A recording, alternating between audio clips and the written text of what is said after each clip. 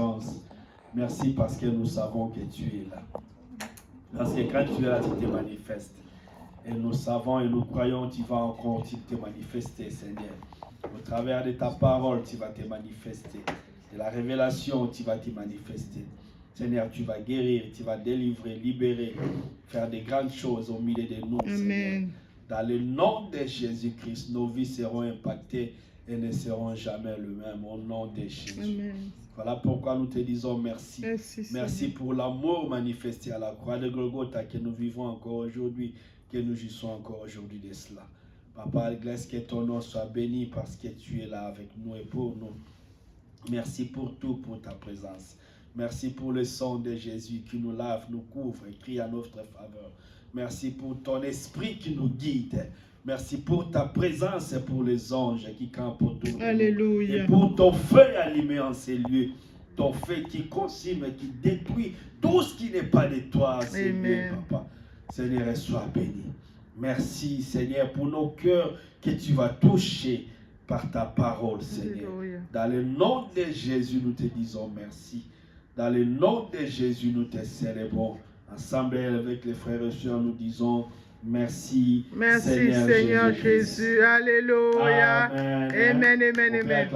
Alléluia. Comment nous sommes dans la joie. Amen, amen, amen, amen. Shalom, shalom tout le monde. Shalom. Voilà, bien aimés, nous sommes maintenant, nous allons passer à notre étape d'écouter la parole de Dieu. Amen. Et comme nous le savons, nous sommes dans le mois de mars. Et pour le mois de mars, le Seigneur nous avait donné pour thème les choses prédestinées par Dieu. Alléluia. Les choses prédestinées par Dieu, ce sont des choses que Dieu avait déjà arrangées. Ce sont des choses que Dieu avait déjà préparées. Des choses qui ne dépendent pas de l'homme, qui ne dépendent pas de ce que tu pourras ou bien tu ne pourras pas faire. Alléluia.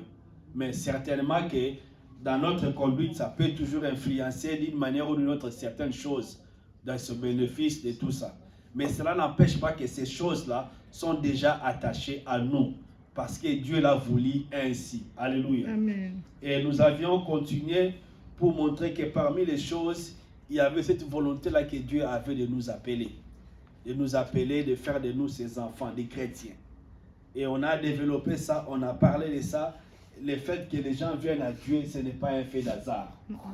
Dieu avait déjà son choix. Et l'exemple le plus frappant, c'est l'exemple de cette femme-là qui était enceinte. Cette femme-là qui était enceinte et qui avait des jumeaux dans son ventre. Et parmi les jumeaux, il y avait l'aîné et la petite. Il y avait l'aîné et la petite. Mais nous voyons maintenant que parmi les deux là, Dieu avait une préférence. La préférence était sur Jacob. Alors qu'Ésaü n'avait encore rien fait du tout, mais Dieu nous parle que ce bébé-là, je le déteste. Donc on parle là déjà, on voit comment Dieu a aussi cette capacité-là de faire ses choix. Alléluia. Et il sait aussi pourquoi il fait ses choix. Et Dieu ne se justifie pas quand il fait ses choix. Et nous avions encore continué, on a parlé aussi de la justification. Parce que quand Dieu il a choisi, quand Dieu il appelle, il justifie. Amen. Il justifie parce que l'homme n'est plus tel qu'il était au départ. L'homme n'est plus celui-là que Dieu avait envoyé. En venant sur terre, dans notre parcours, on a d'abord trouvé la corruption. On a trouvé que Adam avait déjà tout détruit. Alléluia. Amen. On a trouvé que le péché faisait déjà son parcours. On a trouvé que le diable était déjà descendu sur terre. La Bible dit malheur à la terre car le diable est descendu avec une colère. Il cherche quelqu'un qui lui va dévorer. Donc le péché est déjà là. Et le Seigneur, pour les gens que lui il avait choisis, il ne devait pas les laisser comme ça. Dieu n'allait pas les laisser comme ça. Dieu n'allait pas laisser tous ces gens-là comme ça parce qu'en eux, il y avait déjà le péché. Il a fallu que Dieu puisse leur donner un nouveau statut. Alléluia. Amen. Comme les statuts dans le monde qu'on accorde aux ambassadeurs. Quand on envoie l'ambassadeur dans un pays pour représenter un président, pour représenter une nation, on lui accorde une immunité.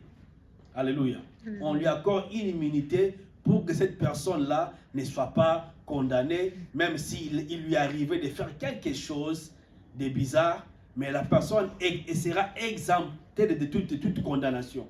Pourquoi? Parce que non pas seulement qu'il est là pour lui-même, mais il représente une autorité. Alléluia. Il représente une nation. Il représente tout un peuple. Voilà pourquoi on peut être ici. S'il y a un ambassadeur ici, sa voiture te conne et tu mets cet ambassadeur, on ne va rien lui faire. Alléluia. Ce n'est pas que ta vie ne vaut rien. Non. Mais la personne d'ambassadeur jouit d'une immunité. Il a un statut à part. Alléluia. Et c'est de cela aussi, que les mêmes statuts, je ne parle pas du même, mais dans cette catégorie-là, nous aussi chrétiens, nous jouissons d'un statut. Ce statut-là, c'est le fait que nous nous sommes sanctifiés par Dieu. Alléluia. Dieu nous a mis à part. Dieu nous a déclarés saints. Il nous a justifiés. Quand on justifie quelqu'un, dans toutes les choses que tu feras est couvert. Alléluia. Amen. Donc c'est comme quoi nous chrétiens, on est arrivé à ce stade-là où on n'est plus pécheurs. Alléluia. Amen. Est-ce qu'on s'est fait comprendre? Gloire à Dieu. Et pour aujourd'hui, le Seigneur a voulu que nous prenions les derniers volets. Et pour les prendre, nous devons d'abord lire notre passage d'introduction dans le livre des Romains. Romains chapitre 8, à partir du verset 28 jusqu'à 31. Romains chapitre 8, à partir du verset 28 jusqu'à 31. La Bible dit ceci, nous lisons au nom de Jésus. Amen. Nous savons du reste que toutes choses concourent au bien de ceux qui aiment Dieu, de ceux qui sont appelés selon son dessein.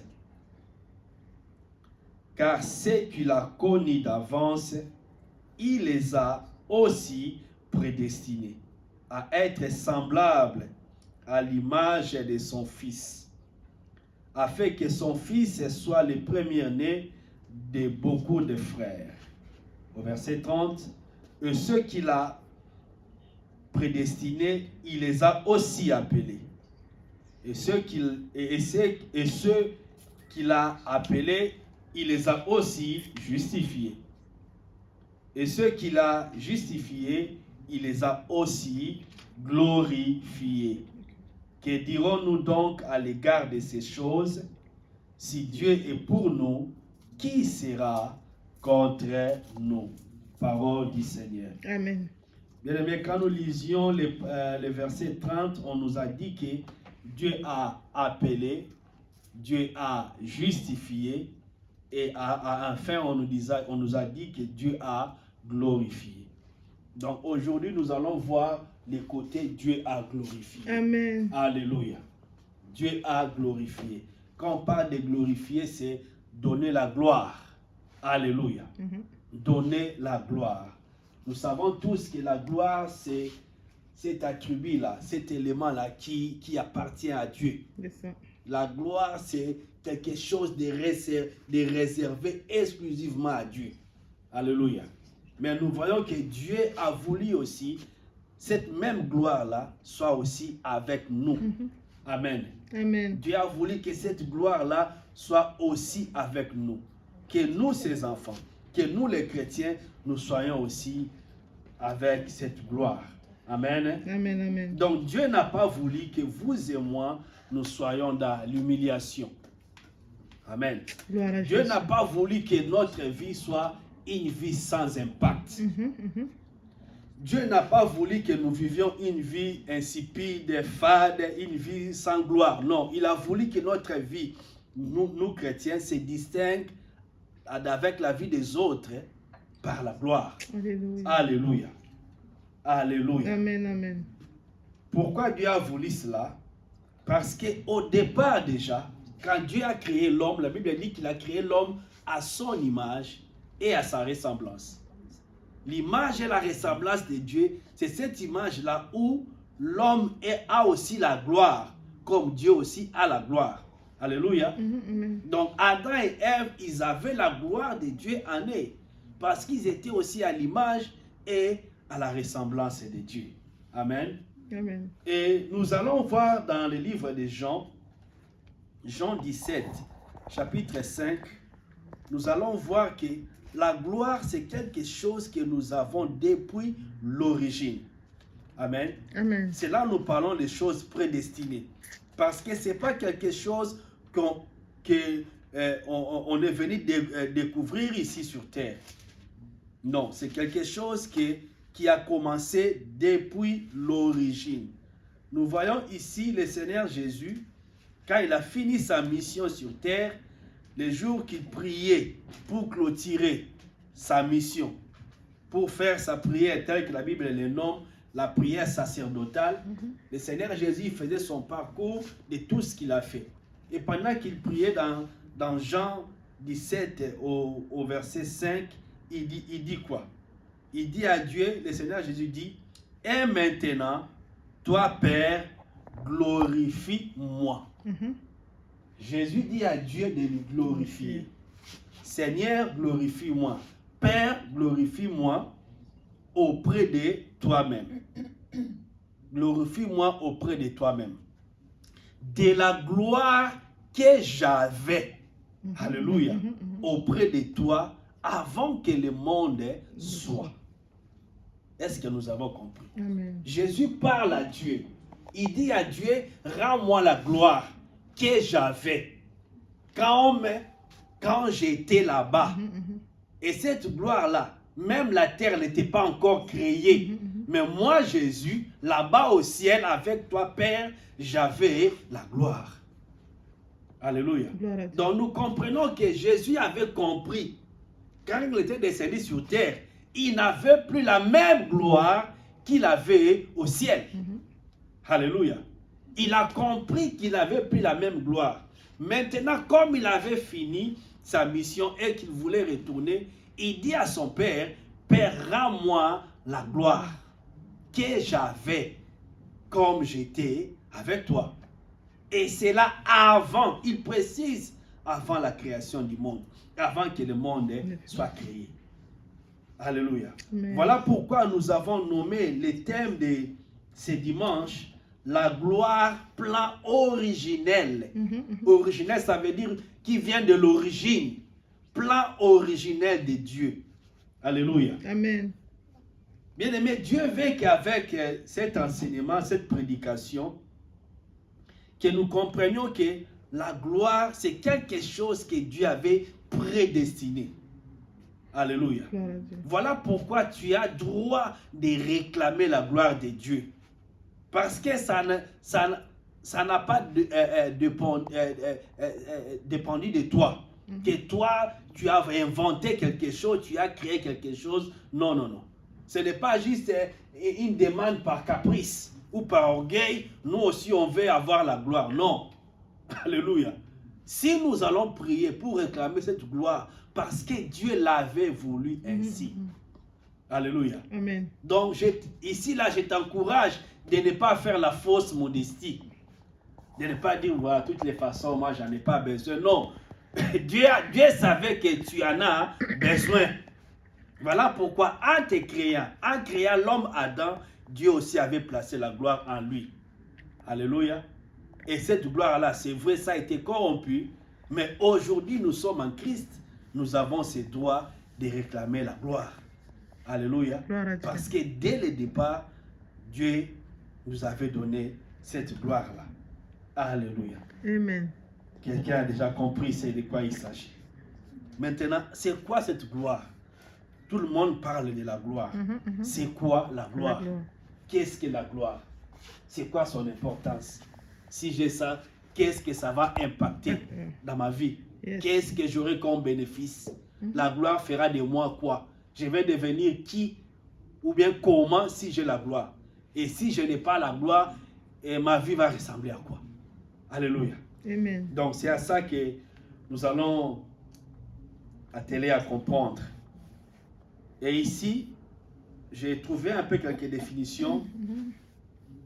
On nous parle de la gloire comme une manifestation visible.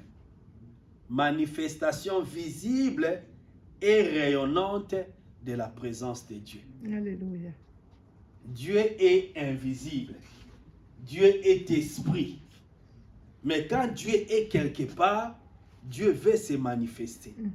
Et quand Dieu se manifeste, il veut se rendre visible et cette présence-là devient rayonnante. Alléluia. Amen.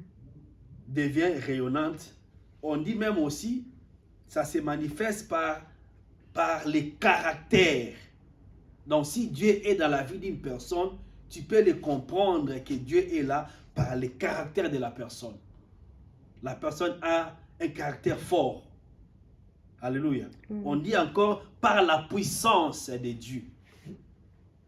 Dieu, on ne peut pas le voir, mais on peut comprendre que Dieu est là par sa puissance. Alléluia. Amen. Par les choses que cette puissance-là entraîne autour.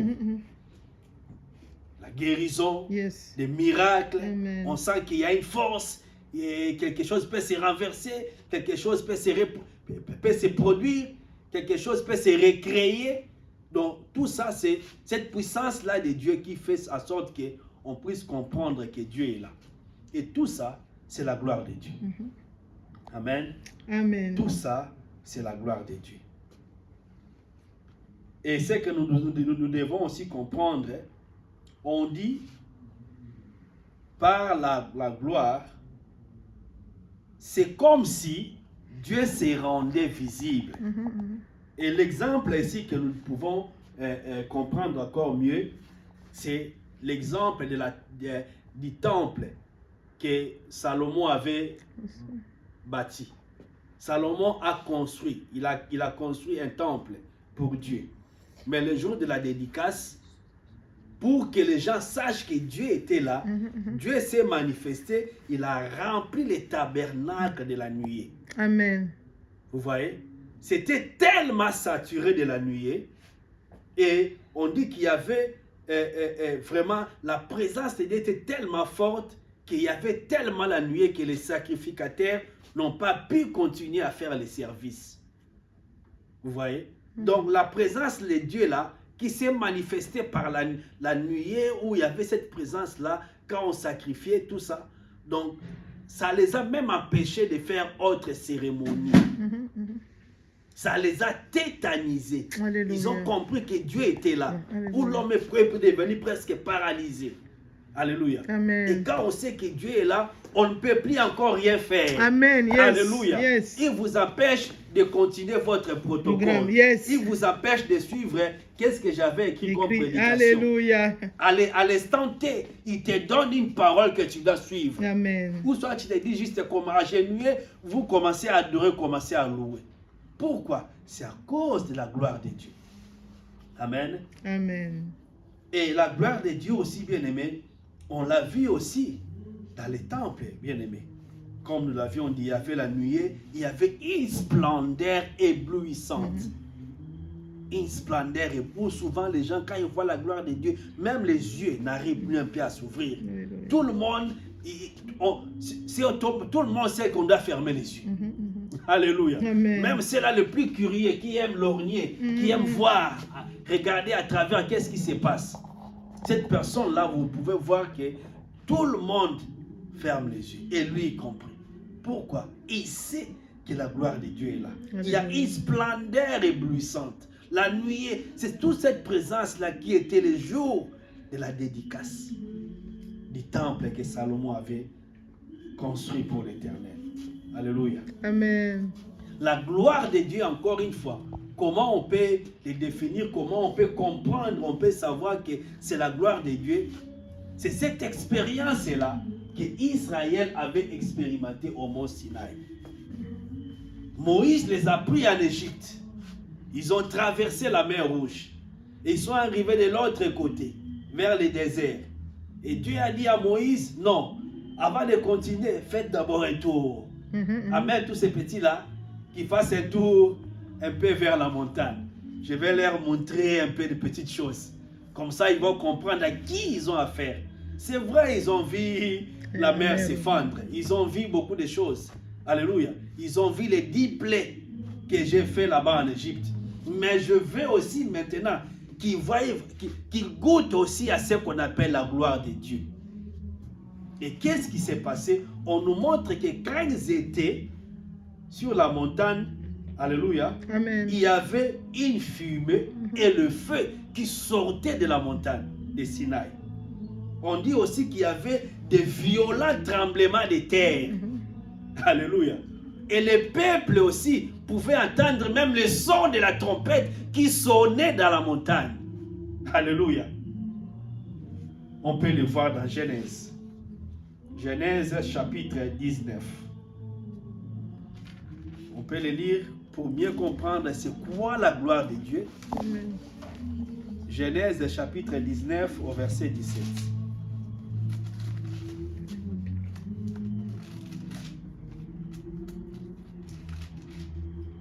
Au verset 17 à 21. La Bible dit ceci.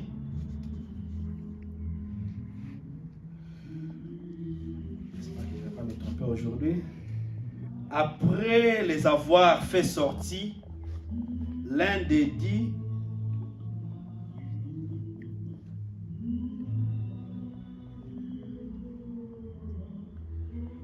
attendez, est-ce que je commence à lire, je vois autre chose, c'est ça qui m'arrive souvent. Genèse. 17, 26, 21. C'est 17? Il a dit quoi? Genèse 17, 21. 19. Attendez, je vois un peu. Regardons un peu 20 aussi. 20 à 18. Genèse 20, verset 18. Attends, je vois.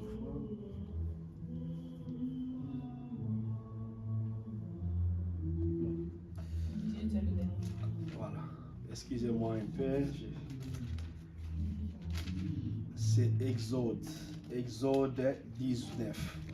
Exode 19, avec le verset 17. C'est pas Genèse, sorry, désolé. Exode. Exode 19, nous regardons 17 à 19. Exode 19, c'était pas Genèse, c'est Exode. Exode 19, et nous regardons les versets 17 à 19. La Bible dit ceci. Moïse fit sortir le peuple du camp à la rencontre de Dieu. Et ils se placèrent au bas de la montagne. Les montagnes de Sinaï étaient toutes enfumées parce que l'Éternel y était descendu au milieu du peuple, y était descendu au milieu du feu. Cette fumée s'élevait comme la fumée d'une fournaise et toute la montagne tremblait avec violence. Les sons de la trompette retentissaient de plus en plus fortement. Moïse parlait et Dieu lui répondait à haute voix. Alléluia. Alléluia.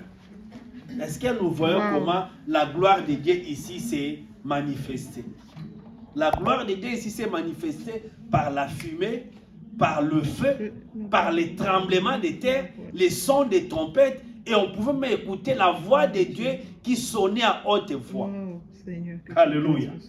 Donc nous comprenons que la gloire de Dieu, c'est celle-là que Dieu accepte que ça puisse se manifester pour que nous sachions qu'il est présent. Amen. Donc comprenons aussi que pour nous, Dieu a voulu, comme il nous a choisis, comme nous sommes chrétiens, comme nous sommes ses enfants, là où nous sommes, qu'on sache qu'il est là avec nous. Alléluia. Alléluia. Comment ils sauront que Dieu est avec nous? Par la gloire de Dieu qui va se manifester. Alléluia. Alléluia. Amen, amen. Et cette gloire-là, nous voyons que ça peut se manifester par la puissance, ça peut se manifester par le caractère, ça peut se manifester par des choses extraordinaires. Alléluia. Des choses qui sortent, qui étonnent l'entendement des hommes, où les hommes ne peuvent pas s'y entendre. Alléluia. Et tout cela, c'est ça que nous appelons la gloire de Dieu. Donc comprenons que Dieu a voulu que nous vivons dans la gloire de Dieu. Amen. Dans sa gloire. Et comme nous savons, dans la pratique, dans ce que nous vivons, il nous est souvent difficile d'expérimenter cette gloire. Pourquoi? Parce que ça a été corrompu. Parce que ça a été bafoué. Ça a été bafoué avec Adam. Ça a été bafoué avec Ève. Ça a été bafoué au jardin. Alléluia. Et c'était dans Genèse. Dans Genèse, quand Dieu les avait placés dans le jardin, où le serpent est venu pour les tromper. Le serpent est venu pour les tromper par sa ruse. Ils ont mangé à quelque chose que Dieu avait interdit. Alléluia. Et Dieu nous a montré qu'il les avait chassés du jardin. Le fait que Dieu les avait chassés, ils étaient séparés de la gloire de Dieu. Alléluia. Amen. Mais gloire soit rendue à Dieu. Alléluia. Parce que Dieu avait toujours en lui son plan de rédemption. Alléluia. Son plan de rédemption en Jésus-Christ. Et le plan de rédemption en Jésus-Christ, c'est ce plan-là qui est venu restaurer ce que Dieu avait déjà prédestiné. Alléluia. Amen. Le plan du salut, le plan de la rédemption en Jésus-Christ, c'est ce plan-là qui est venu restaurer, qui est venu arranger ce qui était perdu. Amen. Et comme vous le savez, il y a un passage dans la Bible qui nous parle de la gloire de la seconde maison. Amen. Alléluia. Amen. C'est dans le livre de Agé. Agé chapitre 2 au verset 9. Dans Agé chapitre 2 verset 9, je peux paraphraser Alléluia. sans pour autant lire, on nous dit la gloire de la seconde maison, donc la deuxième maison qu'on est en train de construire, sera plus grande que la gloire de la première Alléluia. maison. Alléluia. Et nous aussi, nous jouissons de cette parole-là. Ce que Adam avait détruit, ce qui a été détruit par Adam, en Jésus-Christ qui est le second Adam. Alléluia. Et nous qui croyons en lui, nous sommes censés posséder une gloire plus grande. Alléluia. Alléluia. Que celle même qui a été bien au départ. Alléluia. Donc le Seigneur bien-aimé nous a réservé la vie dans la gloire. Alléluia. Dieu n'a pas voulu que vous et moi, nous vivions dans la bassesse, que nous vivons dans une vie sans utilité, une vie qui n'impacte pas la vie des autres. Alléluia. Amen. Un chrétien est celui-là qui possède la gloire de Dieu et que sa vie doit inspirer respect. Alléluia. Amen. La vie d'un chrétien doit inspirer respect, doit inspirer crainte. Il est quelqu'un qu'on doit craindre. Alléluia. Amen. Même si on insulte tout le monde n'importe comment, mais il peut y arriver à un moment où lui, on lui met de côté. Alléluia. Alléluia. Parce que les gens sachent que si on fait quoi que ce soit contre lui, il peut y avoir des représailles. C'est ça. Alléluia. Il y a des choses que Dieu fait pour protéger son fils, pour protéger un chrétien. Oui. Il a déjà fait peut-être un dégât de la vie de certaines personnes. Yes. Alléluia. C'est pour inspirer cette crainte-là. Tout ça, pourquoi cette personne-là porte la gloire de Dieu. Il y a des gens, quand il arrive quelque part, comme il est enfant de Dieu, comme il a la gloire de Dieu en lui, même si c'était le moment où, je ne sais pas, de la sécheresse, où rien ne pouvait prospérer dans le lieu ou bien en place, mais comme lui, il est là, par rapport à sa présence, les gens peuvent constater que les choses commencent à bouger, que les choses commencent à aller mieux. Alléluia. Amen. Qu'il y a maintenant des ressources. Pourquoi? Parce qu'il y a une personne qui est enfant de Dieu, qui est arrivée avec la gloire de Dieu. La gloire de Dieu fait de la sorte qu'un chrétien, un enfant de Dieu, il arrive dans une maison où il y a la maladie. Et nous savons que la maladie n'est pas divine, elle est diabolique. C'est ça. Même si c'est juste une fièvre, c'est juste un rhume, Dieu n'a pas créé ça. Alléluia. Les maladies ne viennent pas de Dieu. Alléluia. Gloire à Jésus. Ça ne vient pas de Dieu. Moi, j'ai toujours eu cette réflexion-là. Si la maladie venait de Dieu, tous les médecins, tout le corps médical ira en affaire. Parce que le corps médical, qu'est-ce qu'il fait? Il combat la maladie. Il soigne les gens pour que les gens aillent mieux. Et si c'est Dieu qui avait créé la maladie, pourquoi vous voulez l'enlever dans le corps de l'homme? C'est ça. Vous voyez? Donc, si la maladie était quelque chose que Dieu avait créé, tout le corps médical en enfer. C'est ça. Parce que vous faites quelque chose qui va à l'encontre de ce que Dieu a voulu pour ce corps-là malade. Laissez-lui dans sa maladie. Pourquoi toi, pharmacien, tu vas lui donner les médicaments? C'est ça. Pourquoi tu veux créer une molécule pour guérir les gens? Le fait que tu crées une molécule pour guérir les gens, tu es dans la volonté de Dieu. Tu n'aimes pas la maladie parce que ce n'est pas divin. C'est diabolique. Même la fièvre n'est pas de Dieu. C'est que nous négligeons, nous pensons que c'est bon, voilà. Dieu lui-même sait. Dieu sait, oui, mais Dieu ne veut pas ça. Puis ça va quitter. Alléluia. Voilà pourquoi là où il y a un chrétien, comme il a la gloire de Dieu, il peut prier et la maladie est partie. Amen. Pourquoi? À cause de la gloire de Dieu. Dieu veut qu'on sache son existence, qu'on voie son existence au travers de son fils, de sa fille qui est là, dans un endroit bien précis. Alléluia. Gloire à Dieu. Mais maintenant, dans ce que nous vivons, il y a des choses, bien aimées, qui nous empêchent d'expérimenter cette gloire. Bien que cette gloire-là, c'est quelque chose que Dieu avait prédestiné, mais on peut remarquer dans les chefs de beaucoup de chrétiens parmi nous, ils ne vivent pas la gloire de Dieu. Alléluia. Les gens ne vivent pas la gloire de Dieu. Pourquoi? Parce qu'il leur manque la vie de sanctification. Vérité. Alléluia.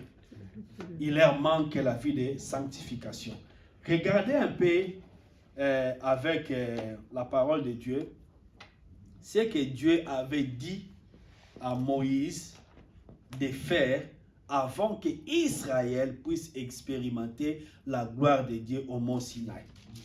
Exode, nous retournons à Exode 19. Regardons Exode 19 et nous lisons un peu avant. Cette fois-ci, on va regarder 10, verset 10 à 11. Exode 19, verset 10 à 11. Nous allons voir ce qu'ils ont fait pour voir cette gloire-là qu'on avait lue dans 17-19. Ok? Mais maintenant, cette fois-ci, regardons 10 et 11. Nous allons comprendre ce qu'ils ont fait.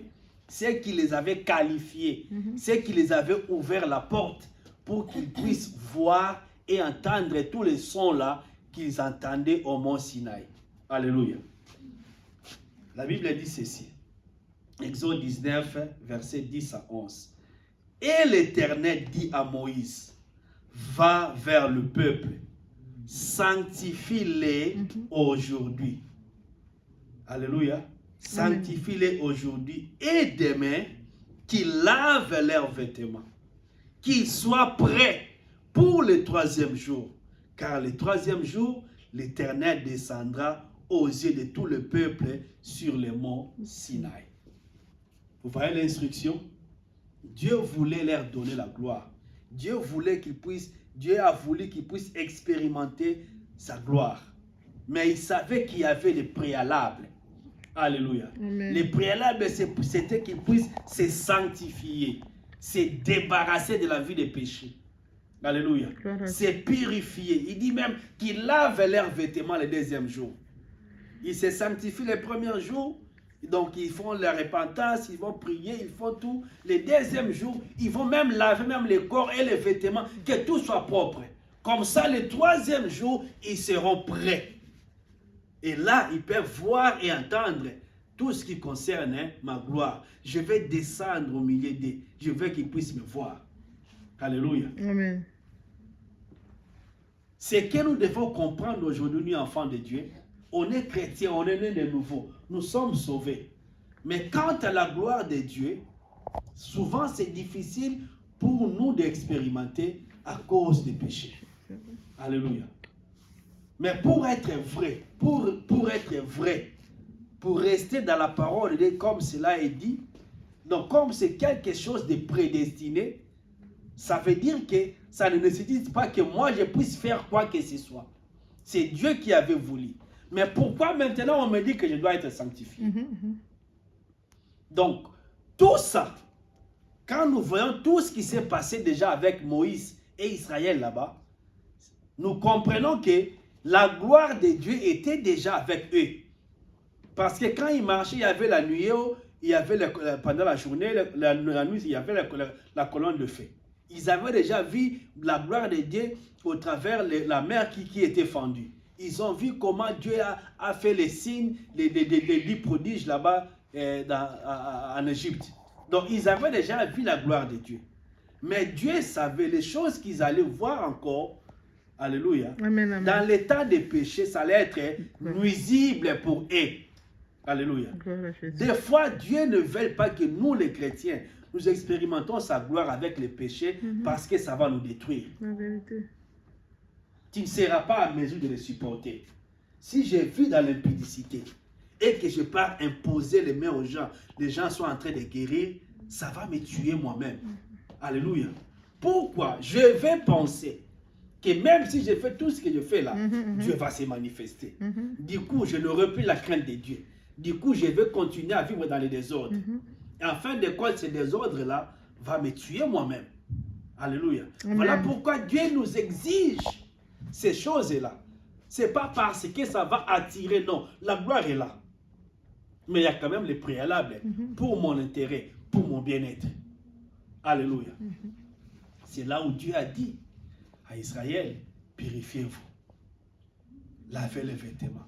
Le 3e jour, vous serez prêts. Et là, vous allez voir ma gloire. Alléluia. Amen. La première des choses qui nous empêche de ne pas vivre la gloire de Dieu, c'est la vie du péché. La deuxième des choses, c'est dans Exode 34. Exode chapitre 34, versets 34 à 35.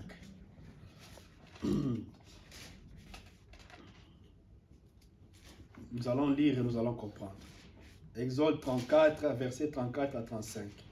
La Bible dit, écoutez bien, quand Moïse entrait devant l'Éternel pour lui parler, il ôtait le voile jusqu'à ce qu'il sorte. Et quand il sortait, il disait aux enfants d'Israël ce que lui avait été ordonné. Verset 35. Les enfants d'Israël regardaient le visage de Moïse et voyaient que la peau de son visage rayonnait. Et Moïse remettait le voile sur son visage jusqu'à ce qu'il entre pour parler avec l'Éternel. Il y a quelque chose qui s'est passé. On dit que Moïse, il partait à la rencontre de Dieu. Il était exposé à la présence de Dieu, constamment, tous les jours. Et quand il entrait devant Dieu pour parler, pour discuter avec Dieu, la Bible dit qu'il ne devait pas avoir de voile, il ne devait pas se couvrir. Donc il pouvait se voir comme ça. Alléluia. Et le fait d'être exposé à cette présence-là, Moïse ne savait pas qu'il était affecté. Que la présence-là lui avait déjà transformé physiquement. À telle enseigne que son visage est rayonné. Si tu vois le visage de Moïse, tu peux voir qu'il rayonnait. Il y avait de l'éclat dans son visage. Il y avait la présence de Dieu. Alléluia. Amen. Et on nous montre maintenant, quand il est sorti, et lui ne sachant rien, il part maintenant parler aux enfants d'Israël. Et qu'est-ce qu'il a vu que non? Tout le monde avait le visage fixé, les regards fixés sur son visage. Il a compris que, ces gens-là, si je laisse comme ça, ils vont se distraire. Ils vont continuer à me regarder. Du coup, Moïse était un homme qui se marchait, qui se baladait avec un voile comme une femme. Est-ce que nous comprenons? À cause de la gloire de Dieu. À cause de la gloire de Dieu. Donc, la deuxième des choses, bien aimés, pour vraiment avoir la gloire de Dieu, c'est d'être dans la présence de Dieu. Amen. Sanctifiez-vous, la sanctification, la vie sans péché. La deuxième des choses, c'est de demeurer dans la présence de Dieu.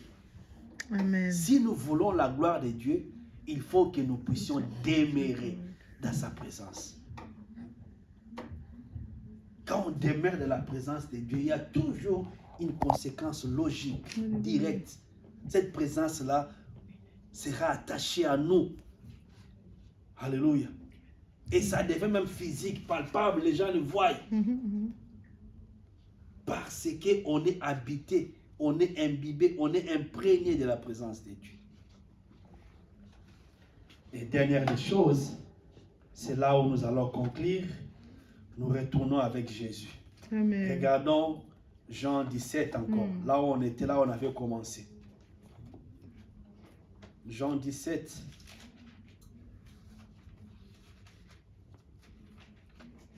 Jean 17. On va voir quand Jésus faisait sa prière, qu'est-ce qu'il avait dit. Jésus il avait dit à son Père qu'il donne d'abord sa gloire qu'il avait au départ. Mais maintenant, il y avait quelque chose que Jésus avait fait pour qu'il soit capable de réclamer cette gloire-là. C'est dans le verset 4. Jean 17, 14, Jean 17, verset 4 à 5. Autant pour moi.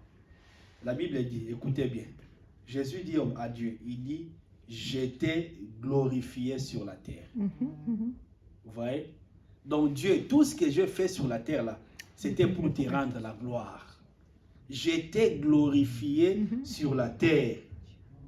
J'ai achevé l'œuvre que tu m'as donné à faire. Amen, Seigneur. Vous voyez là, les derniers des préalables. Jésus dit à son Père que moi, ton fils, moi, Jésus, j'étais glorifié sur terre. Si tu veux recevoir la gloire de Dieu, tu dois commencer à glorifier Dieu. Quand tu glorifies Dieu, Dieu va aussi te glorifier. Amen. Alléluia. Si ta vie ne glorifie pas Dieu, Dieu ne va pas te glorifier ta vie aussi. Alléluia. Dieu va te rendre ce que tu vas lui donner. Donne la gloire à Dieu, Dieu va te glorifier. Alléluia. Amen. Dieu glorifie. Dieu glorifie. C'est comme on dit, Dieu n'est débiteur de personne. Tous ceux-là qui travaillent pour Dieu, qui se sont donnés, qui se sont donnés corps et âme dans l'œuvre de Dieu, Dieu les a toujours rémunérés. Dieu les a toujours rémunérés. Quand ils ont travaillé pour les intérêts de Dieu, il y a toujours un moment où Dieu travaille aussi pour leur intérêt aussi. Amen. Jésus dit à Dieu, moi j'étais glorifié. Et au verset 5, il dit aussi maintenant, et maintenant toi Père, glorifie-moi. Moi j'étais glorifié, et maintenant toi Père, glorifie-moi. C'est comme ça. Les rendez-vous du donner et du recevoir. Je donne, je reçois.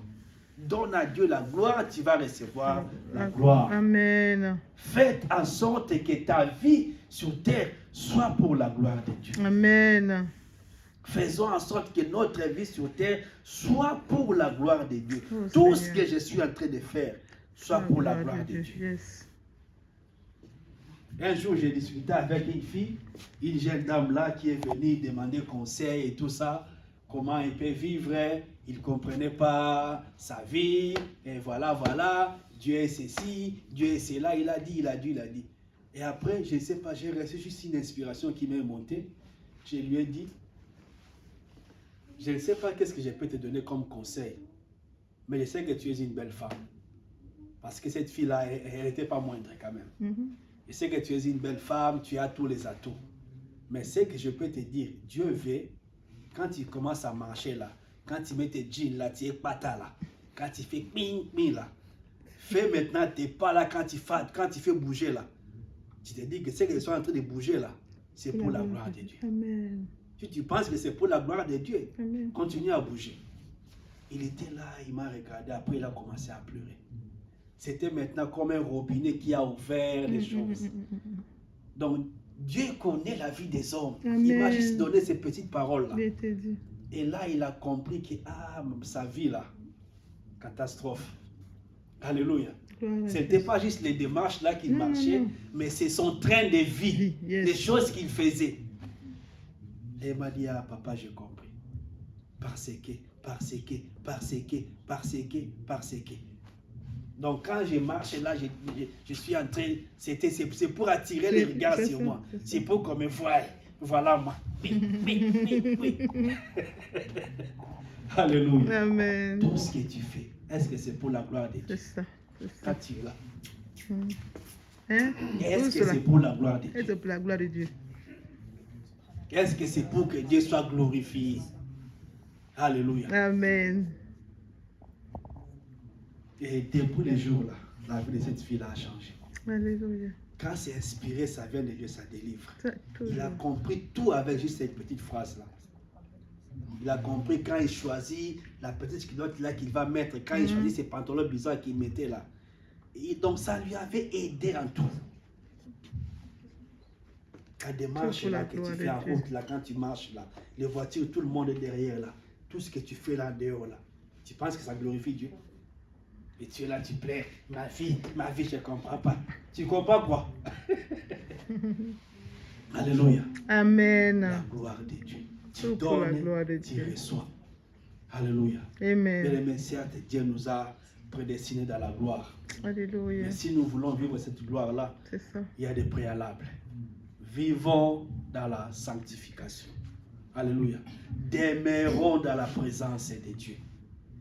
Et faisons en sorte que notre vie soit pour la gloire de Dieu. Alléluia. La Yes. gloire, ça change. La gloire, ça attire la faveur. La gloire, ça attire la bénédiction. Alléluia. Amen. La gloire, ça impose le respect. Amen. Alléluia. Gloire La à gloire, Jésus. ça impose le respect.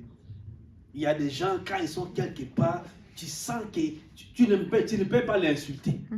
Tu es qui pour l'insulter? Alléluia. Tu es qui pour lui manquer de respect? Alléluia. Amen. Moi, des fois, quand quelque chose, des fois, ça m'arrive de bizarre où je vois comme je suis écrasé, diminué, je me dis, des fois, je me remets en question. Parce que j'ai déjà expérimenté des choses où les gens sont en train de craindre. Ils craignent ta présence. Alléluia. Gloire Mais à quand quelqu'un comme ça, il était ouvertement comme ça, j'ai dit, c'est que la gloire là n'est plus alors. Alléluia. Quand on te parle, on t'appelle comme un petit chien. Psst, psst, psst. Parce que tu es une femme. Mais C'est mets-toi vrai. un peu en question. C'est ça. Alléluia. C'est ça. Est-ce qu'il ne peut pas respecter la gloire qui est en moi?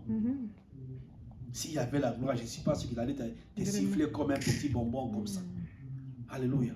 La gloire de Dieu, ça impose le respect. Ça donne de la valeur.